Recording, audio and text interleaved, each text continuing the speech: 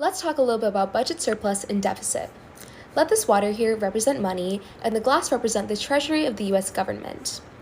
When the water reaches this line here, we have what's called a balanced budget, which is exactly how it sounds.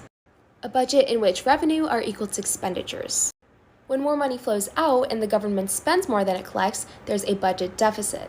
The very simplified formula for this is total expenditures by the government minus total income of the government, where the total expenditure includes federal defense, energy, science, healthcare, social security, and total income includes things like corporate taxes, personal taxes, and stamp duties. So after taking out the total expenditures here and adding the total income here, if the money in the treasury doesn't meet the balance line, we have a budget deficit. For the last 20 consecutive years, the US government has been in this red range, and it's been especially considerable since the COVID-19 pandemic struck. But how did this happen exactly? The current federal budget deficit is a result of 6 major factors, namely 1. Rising mandatory spending on Social Security, Medicare, and other entitlement programs. 2. Increased military spending that was kicked off by President Bush's war on terror. 3. The 2001 recession and the 2008 financial crisis, which slowed economic growth and cut tax revenue. 4.